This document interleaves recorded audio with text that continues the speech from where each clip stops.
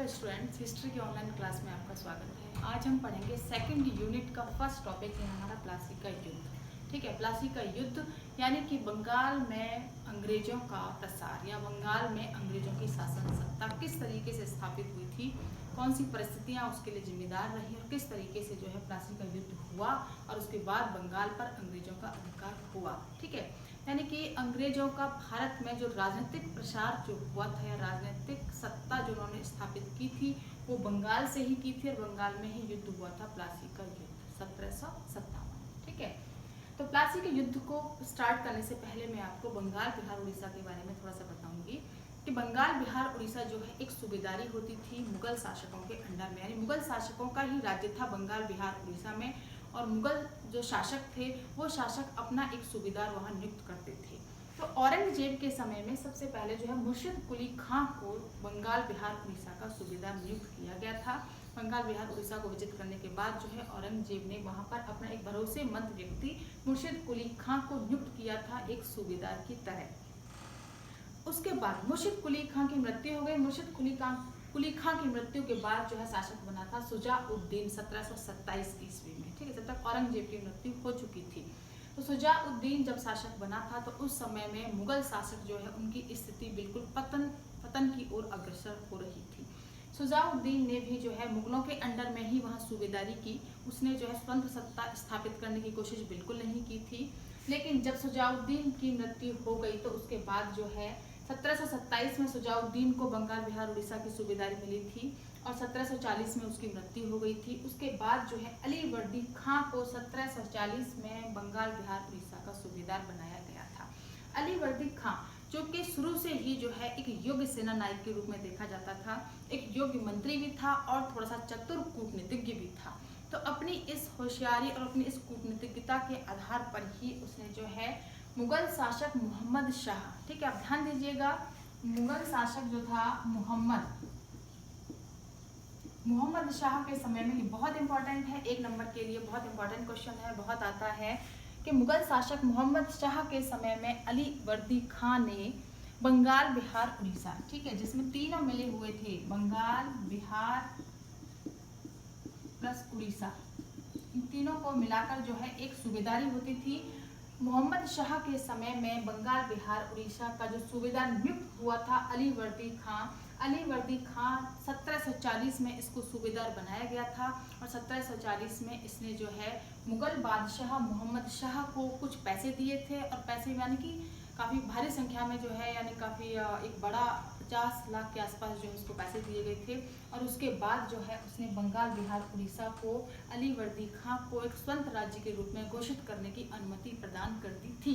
यानी कि अलीवर्दी खां ने बंगाल बिहार उड़ीसा को मुगल शासक मोहम्मद शाह के समय में स्वतंत्र राज्य के रूप में घोषित कर लिया था, स्वतंत्र राज्य के रूप में स्थापित कर लिया था। ठीक है, it is most important point, आप इस पर ध्यान दीजिएगा, ये बहुत इंपॉर्टेंट है, कॉम्पिटेटिव एग्जाम्स में बहुत आता है, प्लस आपके एक नंबर के क्वेश्चंस के लिए भी बहुत आता है कि किस शासक के समय बंगाल बिहार उड़ीसा स्वतंत्र राज्य के रूप में स्थापित हुए थे या बंगाल बिहार उड़ीसा को स्वतंत्र राज्य के रूप में किसने स्थापित किया था। ठीक है, तो अलीवर्दी खां ने स्थापित किया था और किस शासक के समय में हुए थे, मुगल शासक मोहम्मद शाह के समय में जो है बंगाल बिहार उड़ीसा एक स्वतंत्र राज्य के रूप में स्थापित हुए थे।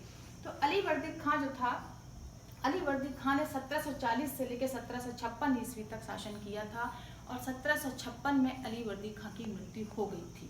तो जिस समय अलीवर्दी खां शासन कर रहा था या अपनी शासन सत्ता उसने स्थापित की थी तो उस समय में भारत में अंग्रेज पूरी तरीके से अपना प्रसार लगभग कर चुके थे व्यापारी के रूप में और भारत में बहुत सारी बस्तियां वो बसा भी चुके थे, जिसमें कि उन्होंने कलकत्ता में भी, हुगली में भी अपनी एक बस्ती या फैक्ट्री स्थापित कर ली थी, जिसकी अनुमति जो है अलीवर्दी खां ने उनको दी थी।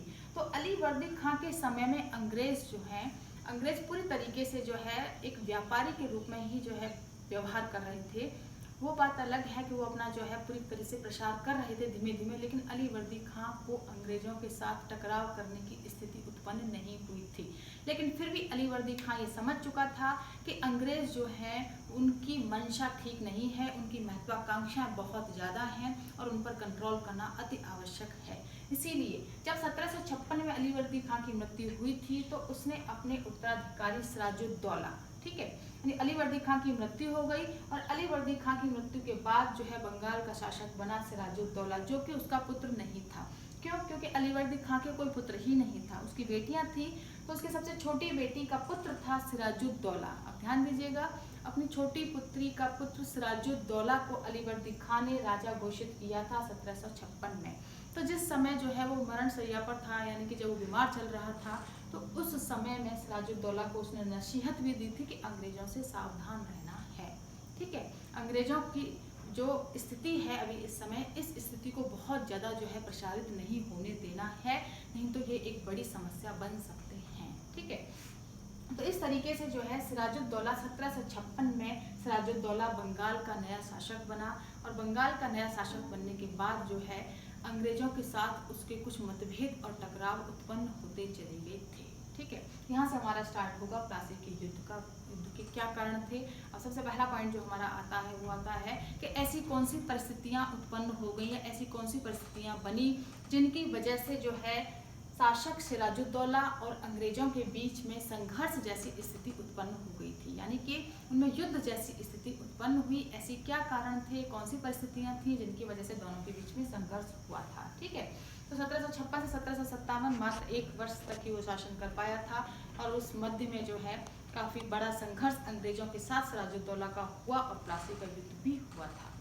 तो इस तरीके से इसमें सबसे पहला पॉइंट जो हमारा आएगा वो था अंग्रेजों से संघर्ष के कारण। ठीक है, यानी पहला पॉइंट है हमारा अंग्रेजों से संघर्ष के कारण। क्या कारण थे जिसकी बदौलत सिराजुद्दौला और अंग्रेजों के मध्य संघर्ष जैसी स्थिति उत्पन्न हो गई। तो उसका सबसे पहला फर्स्ट पॉइंट आएगा वो है आएगा हमारा बंगाल की संप्रभुता। ठीक है, बंगाल की संपन्नता। बंगाल जो है शुरू से ही, प्रारंभ से ही एक समृद्ध जो है प्रांत रहा है। ठीक है, यानी एक समृद्ध प्रांत के रूप में देखा जाता था बंगाल, बिहार, उड़ीसा, क्योंकि वहाँ पर कृषि भी अच्छी होती थी, वहाँ व्यापार बहुत अच्छा होता था और वहाँ वस्त्र उद्योग जो है बहुत अच्छी डेवलप कंडीशन में था। तो बंगाल, बिहार, उड़ीसा जो है वो संपन्नता की दृष्टि से अति उच्च कोटि का प्रांत था। इसीलिए जो है अंग्रेजों की नज़र बंगाल, बिहार, उड़ीसा पर सबसे ज़्यादा थी कि यदि ये प्रांत हमें अपने अधिकार में मिल जाए तो यहाँ से मिलने वाले करों से जो है ईस्ट इंडिया कंपनी की आर्थिक स्थिति को हम बहुत अच्छी या हमें बहुत ज़्यादा धन की प्राप्ति यहाँ से हो सकती है। तो भारत के बंगाल, बिहार, उड़ीसा प्रांत पर अंग्रेजों की नज़र बहुत पहले से ही थी। तो बंगाल की संपन्नता जो है वो अंग्रेजों को आकर्षित कर रही थी, इसीलिए वो सिराजुद्दौला के साथ जो है बहुत अच्छे संबंध नहीं बना पाए, क्योंकि उनकी जो पूरी या एक तरीके कह सकते हैं कि उनकी जो दृष्टि थी वो सिराजुद्दौला की राजगद्दी पर थी, सीधी बंगाल, बिहार, उड़ीसा प्रांत पर थी। तो बंगाल की संपन्नता दोनों शासकों, दोनों सिराजुद्दौला और अंग्रेजों के मध्य संघर्ष का एक प्रमुख कारण साबित हुआ। ठीक है, सेकंड पॉइंट आएगा उत्तराधिकार का प्रश्न। उत्तराधिकार का प्रश्न, जैसे कि मैंने अभी थोड़ा पूर्व में समझाया था आपको कि सिराजुद्दौला जो है वो अली वर्दी खां का बेटा नहीं था, वो उसकी पुत्री का पुत्र था, जबकि उसकी और भी पुत्रियां थी, 4 पुत्रियां थी। तो उसका सिराजुद्दौला सबसे छोटी पुत्री का पुत्र था। घसीटी बेगम भी जो है वो अली वर्दी खां की पुत्री थी। तो और जो पुत्रियां थी या उनके जो दामाद थे, अली वर्दी खां के जो दामाद थे, वो भी चाहते थे कि वो भी जो है नवाब बन जाएं, अली वर्दी खां उनको उत्तराधिकारी घोषित कर ले। तो पहले से ही, यानी जब सिराजुद्दौला शासक बना था तो सिराजुद्दौला के शासन बनने के समय में ही जो है बंगाल में षड्यंत्र प्रारंभ हो गए थे राजगद्दी को लेकर, उत्तराधिकार के प्रश्न को लेकर। और इसका फायदा अंग्रेजों ने उठाया था कि अंग्रेजों ने सिराजुद्दौला के जो प्रतिद्वंदी थे उनको अपनी तरफ मिलाना शुरू कर दिया था, जिसकी वजह से जो है सिराजुद्दौला और अंग्रेजों के मध्य में मनमुटाव जैसी स्थिति उत्पन्न हो गई। ठीक है, क्यों? क्योंकि अंग्रेज चाहते थे कि वो बंगाल पर अधिकार कर लें। बंगाल पर अधिकार वो कैसे करेंगे कि वो सिराजुद्दौला के जो प्रतिद्वंदी हैं या जो शत्रु हैं उनको अपनी तरफ मिला लें। तो इसके कारण सिराजुद्दौला अंग्रेजों से नाराज था और उनके बीच में जो है कटुता की स्थिति उत्पन्न होती चली गई। ठीक है, क्लियर। नेक्स्ट पॉइंट हमारा आएगा अंग्रेजों द्वारा नवाब का अपमान। ठीक है, यानी कि सिराजुद्दौला और अंग्रेजों के मध्य जो संघर्ष की स्थिति उत्पन्न हुई थी, जो प्लासी का युद्ध हुआ था, उसके जो है ये संघर्ष के कारण चल रहे हैं अभी। इसमें नेक्स्ट हमारा आएगा अंग्रेजों द्वारा नवाब का अपमान करना। यानी कि जब तक अली वर्दी खां शासक था, ठीक है, जब तक अली वर्दी खां शासक था तब तक अंग्रेजों ने अली वर्दी खां को पूरा सम्मान दिया था। दरबार में जो है वो उसके लिए भेंट आदि समय समय पर देते थे, सम्मान भी करते थे। लेकिन जैसे ही सिराजुद्दौला शासक बना तो अंग्रेजों ने सिराजुद्दौला का सम्मान करना छोड़ दिया। ठीक है, जब वो शासक बना तो उस समय में जो है कोई भी अंग्रेज अधिकारी वहाँ उपस्थित नहीं हुआ था और न ही जो है उसका इतना सम्मान किया जाता था। तो इस बात से सिराजुद्दौला बहुत नाराज था अंग्रेजों से, ठीक है। तो ये भी जो है इनके दोनों के मध्य संघर्ष का एक कारण बना। नेक्स्ट पॉइंट हमारा आएगा कि नवाब के प्रति राजनीतिक षड्यंत्र, ठीक है। नवाब के प्रति राजनीतिक षड्यंत्र भी जो है अंग्रेज और सिराजुद्दौला के मध्य संघर्ष का एक कारण माना जाता है। कैसे कि नवाब यानी सिराजुद्दौला जब शासक बना था, जब अलीवर्दी खान ने सिराजुद्दौला को शासक नियुक्त किया था, तो उस समय से ही जो है सिराजुद्दौला के विरुद्ध राजनीतिक षड्यंत्र प्रारंभ हो गए थे। उसमें सबसे पहला नाम आता है घसीटी बेगम का, ठीक है, जो कि उसकी रिश्ते में मौसी लगी क्योंकि वो मीर अलीवर्दी खान की पुत्री थी। घसीटी बेगम जो है वो स्वयं अपने पुत्र को शासक बनाना चाहती थी। तो इसके बाद जो है शौकत जंग, ठीक है, शौकत जंग भी जो है वो अलीवर्दी खान का ही बेटी का पुत्र था, वो भी शासक बनना चाहता था। मीर जाफर जो है वो अलीवर्दी खान का दामाद था, यानी कि उसकी सेकंड पुत्री का जो है वो पति था। तो वो भी जो है शासक बनना चाहता था मीर जाफर, तो वो भी सिराजुद्दौला के विरुद्ध षड्यंत्र कर रहा था। इसके अलावा राजवल्लभ, ठीक है, राजवल्लभ जो एक सेठ था, वो भी सिराजुद्दौला से किसी बात से नाराज था, इसलिए जो है अंग्रेजों के साथ वो षड्यंत्र रच रहा था। तो ये नवाब के प्रति जो राजनीतिक षड्यंत्र बंगाल के दरबार में जो बन रहे थे या जो उभर कर आ रहे थे, उसका फायदा अंग्रेजों ने उठाया और अंग्रेजों ने इन लोगों से साठगांठ करनी शुरू कर दी। इसका परिणाम ये हुआ कि जब सिराजुद्दौला को इस बात का आभास हुआ तो सिराजुद्दौला जो है वो अंग्रेजों से नाराज हो गया कि अंग्रेज मेरे लिए ही समस्या बन सकते हैं आने वाले भविष्य में या आने वाले समय में। तो इस बात से जो है दोनों के मध्य में संघर्ष जैसी स्थिति उत्पन्न हो गई थी, ठीक है। उसके बाद 5th नंबर का पॉइंट जो आएगा वो आएगा नवाब को अलीवर्दी खां की नसीहत, ठीक है, अलीवर्दी खां की नसीहत, ये भी एक पॉइंट है, एक महत्वपूर्ण पॉइंट है। कैसे कि नवाब जो था, नवाब यानी सिराजुद्दौला जब शासक बना था तो उससे पूर्व में जो है अलीवर्दी खां उसको ये समझा के गया था, एक जो पूरी तरीके से जो है इतिहासवेत्ताओं ने कोटेशन भी दिया है, अलीवर्दी खां के द्वारा कहे गए शब्द थे कि अंग्रेज मधुमक्खी के समान हैं, यदि उनको न छेड़ा जाए तो वो शहद देंगे और यदि उनको छेड़ा जाएगा तो वो डंक मार देंगे, ठीक है। ये समझा के गया था सिराजुद्दौला को अलीवर्दी खां कि अंग्रेजों से जो है संघर्ष जैसी स्थिति नहीं बननी चाहिए, लेकिन इनका प्रसार भी मत होने देना, इनको पूरी तरीके से जो है राज दरबार पर हावी मत होने देना, इन्हें अपना विस्तार मत करने देना, वरना बंगाल के लिए एक बहुत बड़ी समस्या बन सकते हैं। तो ये चीज़ अलीवर्दी खां सिराजुद्दौला को समझा के गया था। तो उसके दिलो दिमाग में जो है शुरू से ही, जब से वो शासक बना था, शुरू से ही अंग्रेजों के प्रति जो है क्या था, शंका थी, ठीक है। और उस शंका की वजह से ही वो अंग्रेजों के प्रति जो है हमेशा सशंकित रहता था, उन्हें शंका की दृष्टि से ही देखता था। तो इस कारण से जो है दोनों के बीच में अंग्रेज और सिराजुद्दौला के मध्य जो है मनमुटाव जैसी स्थिति ही बनी रही, वो कभी खत्म नहीं हुई थी, ठीक है। इसके अलावा संघर्ष का एक और कारण था, वो था दस्तक का दुरुपयोग, ठीक है, दस्तक का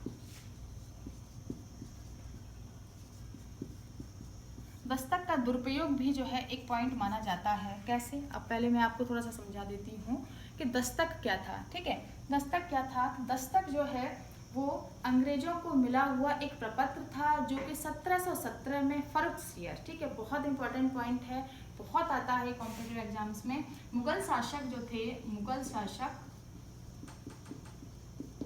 फर्रुखसियर,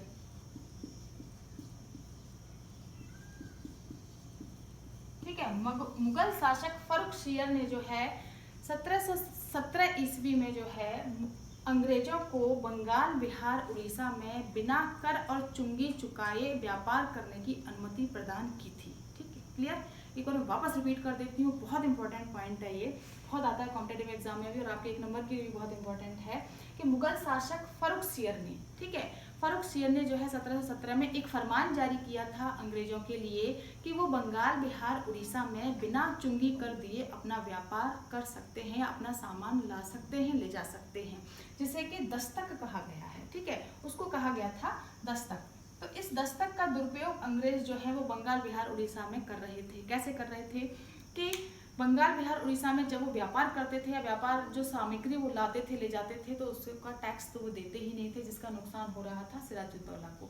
इसके अलावा जो है वो भारतीय व्यापारियों को भी उनसे पैसे ले लेते थे और अपना सामान बताकर उसको ले जाते थे, यानी उनका भारतीय अन्य व्यापारियों का सामान भी अंग्रेज अपना सामान बताकर जो है ले जाते थे और बदले में वो उन लोगों से पैसे ले लेते थे। लेकिन नुकसान किसका हो रहा था?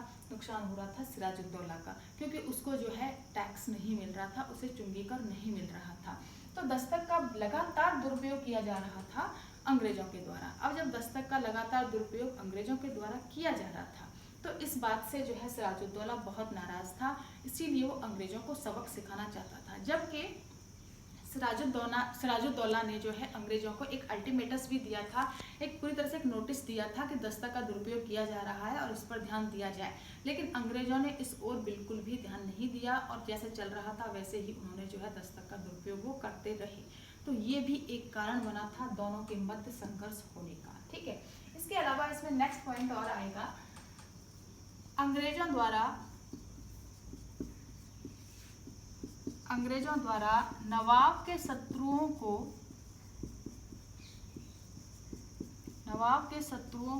संरक्षण। ठीक है, दूसरा एक ये भी पॉइंट था कि जो अंग्रेज थे, अंग्रेजों द्वारा जो है नवाब के शत्रुओं को लगातार संरक्षण दिया जा रहा था। सिराजुद्दौला के जो शत्रु थे, जो कि लगातार राजनीतिक षड्यंत्र रच रहे थे दरबार में, उन लोगों को अंग्रेज जो है पूरी तरह से संरक्षण देते थे।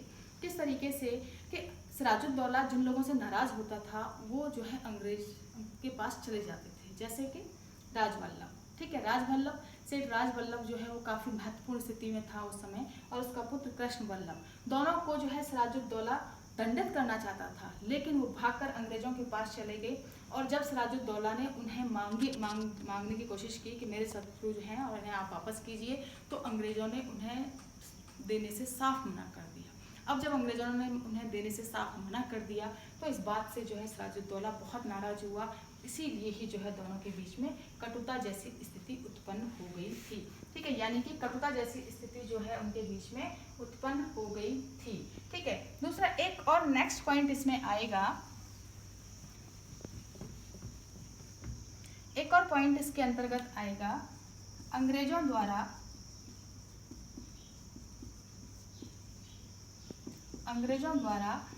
कलकत्ता की किलेबंदी। ठीक है, कलकत्ता की किलेबंदी, ये भी जो है दोनों के बीच में संघर्ष का एक कारण है। कैसे है कि अंग्रेजों द्वारा जो है उन्होंने अपनी बस्ती बसाई थी वहाँ हुगली नदी के किनारे पर, जो है फोर्ट विलियम एक फोर्ट था, वहाँ पर जो है उन्होंने अपनी बस्ती बसाई थी। वहाँ फैक्ट्री भी थी उनकी, वहाँ उनका पूरा का पूरा जो है अंग्रेजों का जमावड़ा था। तो वहाँ पर अंग्रेजों ने जो है इसकी किलेबंदी करनी शुरू कर दी, चारों तरफ से जो है इसको किलेबंदी करनी शुरू कर दी थी। तो इस बात के लिए सिराजुद्दौला ने उन्हें मना किया। सिराजुद्दौला नाराज हुआ, क्योंकि किलेबंदी करने की क्या आवश्यकता है, अंग्रेज जो हैं क्योंकि वो एक व्यापारी के रूप में यहाँ रह रहे हैं तो उनको सुरक्षा देना मेरा काम है। उन्होंने कहा सिराजुद्दौला ने कि आपको सुरक्षा देना मेरा काम है, तो आप किलेबंदी मत कीजिए। लेकिन अंग्रेजों ने जो है एक नहीं सुनी और किलेबंदी जारी रखी। अब जब किलेबंदी जारी रखी, सिराजुद्दौला के बार बार कहने पर भी वो नहीं माने, तो इस बात से सिराजुद्दौला अत्यधिक नाराज हुआ और नाराज होकर जो है उसने कासिम बाजार फैक्ट्री पर आक्रमण कर दिया था। ठीक है, तो ये जो है एक महत्वपूर्ण और घटना घटित हुई थी कासिम बाजार फैक्ट्री पर।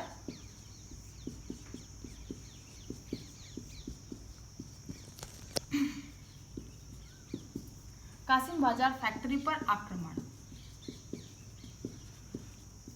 ठीक है, जून 1756 को जो है कासिम बाजार फैक्ट्री पर आक्रमण किया गया था। कासिम बाजार फैक्ट्री जो है अंग्रेजों की महत्वपूर्ण फैक्ट्री थी और जहाँ के बहुत सारे अंग्रेज सैनिक भी यहाँ रहते थे। तो सिराजुद्दौला ने बार बार किलेबंदी करने के लिए मना किया, फिर भी अंग्रेज नहीं माने। तो सिराजुद्दौला इस बात से अत्यधिक नाराज हुआ और उसने नाराज होकर जो है कासिम बाजार फैक्ट्री पर आक्रमण कर दिया जून 1756 में। ठीक है, अब जब जून 1756 में आक्रमण किया तो कासिम बाजार फैक्ट्री को पूरी तरीके से जो है सिराजुद्दौला की सेना ने घेर लिया और अंदर घुसकर जो है वहाँ कुछ सैनिकों का कत्लेआम भी कर दिया गया था और वहाँ जो नियुक्त था अधिकारी, अंग्रेज अधिकारी, उसको जो है कासिम बाजार फैक्ट्री से पूरी तरीके से निष्कासित कर दिया गया और कलकत्ता और कासिम बाजार पर अपना अधिकार स्थापित कर लिया। ठीक है, क्योंकि अंग्रेज उस समय असहाय थे, उनके पास इतनी मजबूत स्थिति थी नहीं कि वो सिराजुद्दौला से लड़ सकें, न उनके पास अभी सेना थी, तो वो मजबूर थे, क्या कर सकते थे। तो ऐसी परिस्थितियों में या इस कंडीशन में जो है सिराजुद्दौला ने कासिम बाजार और अंग्रेजों को एक टाइम के लिए, कुछ समय के लिए जो है कलकत्ता से बाहर कर दिया था। ठीक है, तो ये हुआ पूरा घटनाक्रम कि किस तरीके से कौन कौन से पॉइंट हैं जो कि अंग्रेज और सिराजुद्दौला के मध्य संघर्ष के कारण माने जाते हैं। दोनों के मध्य जो है क्या ऐसी परिस्थितियां उत्पन्न हुई थी जिनकी वजह से जो है दोनों के बीच में संघर्ष जैसी स्थिति उत्पन्न हो गई। ठीक है, तो आई थिंक आपको समझ में आया होगा कि ये कुछ महत्वपूर्ण पॉइंट थे, कारण थे जिनकी वजह से जो है अंग्रेज और सिराजुद्दौला के मध्य संघर्ष की स्थिति उत्पन्न हो गई थी। ये बहुत इंपॉर्टेंट पॉइंट है, टॉपिक है, और ये क्वेश्चन आता है प्लासी के युद्ध के कारणों की विवेचना कीजिए। नंबर 1 इस तरीके से पूछा जाता है, प्लासी के युद्ध के कारण और महत्व की विवेचना कीजिए, ये भी पूछा जाता है। नंबर 3 प्लासी के युद्ध के कारण और सिराजुद्दौला की हार के कारणों की विवेचना कीजिए, ये भी पूछा जाता है। तो आपको ध्यान रखना है कि जब प्लासी के युद्ध के कारण आएंगे तो हमें प्लासी के युद्ध के कुछ महत्वपूर्ण पॉइंट तो हैं ही, उन्हें मैं अभी डिस्कस करूंगी, लेकिन उससे पहले दोनों के मध्य संघर्ष के क्या कारण थे वो भी आपको प्लासी के युद्ध के कारणों के साथ ही लिखने हैं। ठीक है, इज दैट क्लियर? आपको ध्यान रखना है कि ये पॉइंट भी हमें इसके साथ ही लिखने हैं, इसलिए ये भी इंपॉर्टेंट पॉइंट है क्योंकि पूरा का पूरा घटनाक्रम है जो कि हमें पॉइंट वाइज लिखना पड़ेगा।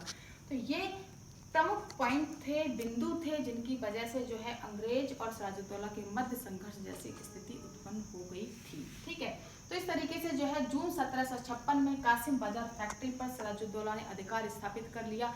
अब जब अधिकार स्थापित कर लिया तो उसके बाद जो है अंग्रेजों में पूरी तरीके से खलबली मच चुकी थी और लॉर्ड क्लाइव उस समय जो है ईस्ट इंडिया कंपनी का गवर्नर जनरल था। ठीक है, आपको ध्यान रखना है, लॉर्ड क्लाइव जो है वो उस समय भारत में ईस्ट इंडिया कंपनी का गवर्नर जनरल था, लॉर्ड क्लाइव। ठीक है, आपको थोड़ा सा मैं समझा देती हूँ कि बंगाल की सिचुएशन क्या थी।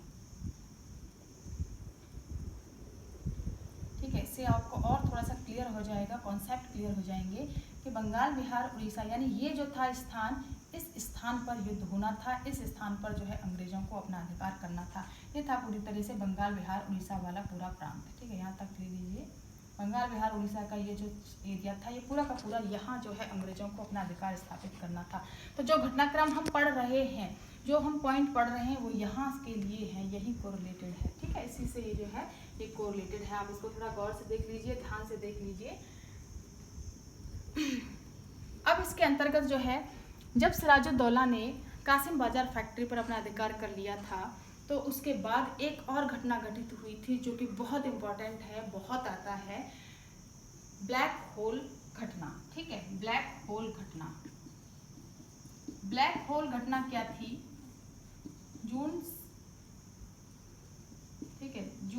1756 में ही जो है ब्लैक होल घटना घटित हुई थी।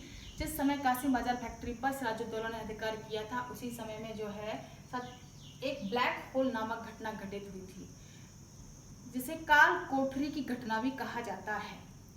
एक इतिहासवेत्ता है और एक अंग्रेज थे, हॉलवेल। ठीक है, हॉलवेल ने जो है इस बात को पूरी तरीके से हवाला दिया था कि सिराजुद्दौला ने जब कासिम बाजार पर आक्रमण किया था तो वहां पर जो है एक बहुत ही छोटी सी कोठरी जो कि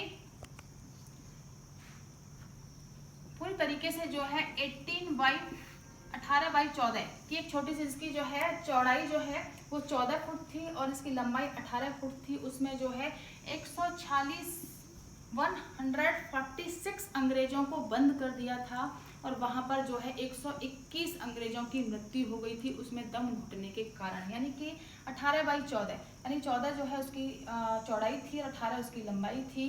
तो इतनी छोटी सी एक कोठरी में 146 अंग्रेजों को बंद कर दिया गया था और उसमें जो है लगभग 121-122 अंग्रेजों की मृत्यु हो गई थी। और इस बात के लिए जो है अंग्रेजों ने सिराजुद्दौला को बहुत ज़्यादा जो है पूरी तरीके से उसके बारे में नेगेटिव या नकारात्मक जो है प्रचार प्रसार किया था। तो ये जो है ब्लैक होल की घटना भी बहुत इंपॉर्टेंट है। जून 1756 में ये घटना घटित हुई थी, आपको ध्यान रखनी है। तो इसका जो हवाला दिया है वो हॉलवेल ने दिया है सिर्फ, और कहीं हमें इस चीज़ के बारे में वर्णन नहीं मिलता है। तो इतिहासवेत्ताओं ने जब इसका विश्लेषण किया था, इसके बारे में जो है जब इसका विश्लेषण किया, एवोल्यूशन जब इसका किया, तो उसमें ये पाया कि 18/14 की इतनी छोटी कोठरी में नंबर 146 लोग आ ही नहीं सकते हैं। ठीक है, तो ये जो है हालवेल की एक कल्पना शक्ति थी, या ये कह लीजिए कि हालवेल का जो है मनगढ़ंत बढ़ा चढ़ाकर इसका वर्णन था सिराजुद्दौला को जो है पूरी तरीके से सिराजुद्दौला को बदनाम करने के लिए। तो इस तरीके से ये भी एक घटना यहाँ घटित हुई थी।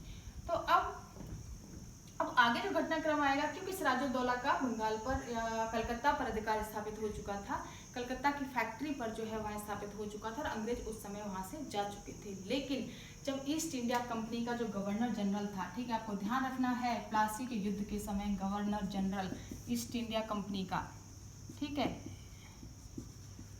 ईस्ट इंडिया कंपनी का जो गवर्नर जनरल था लॉर्ड क्लाइव, भारत में अंग्रेजी साम्राज्य को स्थापित करने में लॉर्ड क्लाइव का नाम सबसे महत्वपूर्ण रूप से लिया जाता है। लॉर्ड क्लाइव ने ही भारत में अंग्रेजी सत्ता स्थापित की थी, इसमें कोई शंका नहीं है।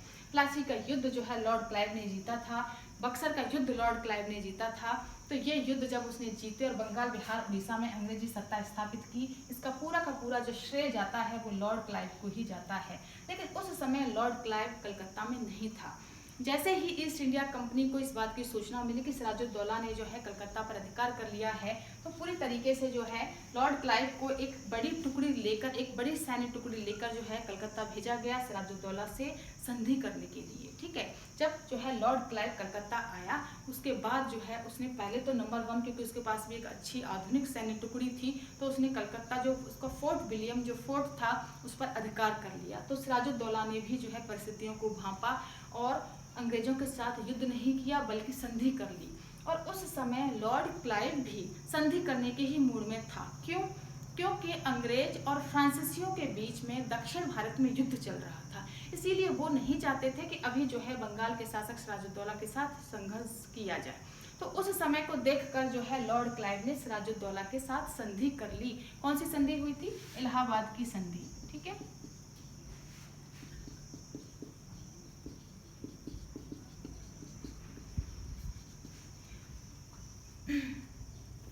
इलाहाबाद की संधि की गई और उसके बाद जो है अलीनगर की संधि की गई थी। ठीक है, जो कि काफ़ी इंपॉर्टेंट मानी जाती है। अलीनगर की संधि ये काफ़ी महत्वपूर्ण संधि के रूप में मानी जाती है, अलीनगर की संधि। ठीक है, आप देख सकते हैं अलीनगर की संधि 1757 में, जनवरी 1757 में जो है लॉर्ड क्लाइव कलकत्ता आया। और जब लॉर्ड क्लाइव कलकत्ता आया तो उसके बाद जो है सिराजुद्दौला के साथ उसने अलीनगर की संधि की थी 1757 में। ठीक है, तो ये संधि जो है किसके बीच हुई थी? बहुत इंपॉर्टेंट डेट है, बहुत इंपॉर्टेंट संधि है, ये आती है किसके बीच हुई थी, क्या क्या इसमें जो है पॉइंट्स थे, तो उनके बारे में आपको अभी बताऊंगी। अलीनगर की संधि 1757 में सिराजुद्दौला और अंग्रेजों के बीच हुई थी, लॉर्ड क्लाइव के द्वारा की गई थी। सिराजुद्दौला ने भी जो है हस्ताक्षर कर दिए थे। तो इस संधि की जो शर्तें थी, उस शर्तों में सबसे पहला जो पॉइंट था वो ये था कि अंग्रेज बंगाल, बिहार, उड़ीसा में वापस दोबारा जो है व्यापार उन्हें करने की अनुमति प्रदान की गई थी। दूसरा जो इसमें महत्वपूर्ण था कि अंग्रेज जो है वो सिराजुद्दौला के आंतरिक मामलों में हस्तक्षेप नहीं करेंगे और सिराजुद्दौला भी जो है उन्हें उनकी जो फैक्ट्री जो है स्थापित थी उसमें हस्तक्षेप नहीं करेगा। ठीक है, और एक दूसरे के मित्र रहेंगे। तो इस तरीके से एक फॉर्मेलिटी भरी ये संधि हो गई थी। लेकिन कहीं ना कहीं जो है लॉर्ड क्लाइव के मन में सिराजुद्दौला से बदला लेने का उसने ठान ही रखा था। वो सिर्फ परिस्थितियां देख रहा था कि इन परिस्थितियों में संधि करना ही ठीक है, इसीलिए इन परिस्थितियों में संधि तो कर ली गई। लेकिन उसके बाद जो है लॉर्ड क्लाइव ने सिराजुद्दौला के जो प्रतिद्वंदी थे, जो शत्रु थे, उनके साथ जो है गठबंधन बनाना शुरू कर दिया। और गठबंधन बनाने के बाद जो है सिराजुद्दौला पर तुरंत 1757 में आक्रमण कर दिया। ठीक है, 23 जून 1757 प्लासी के युद्ध हुआ और उस प्लासी के युद्ध में सिराजुद्दौला परास्त हुआ था। ठीक है, अब हम पढ़ेंगे प्लासी के युद्ध के कारण। ठीक है, अब हमारा नेक्स्ट पॉइंट जो आएगा वो आएगा प्लासी के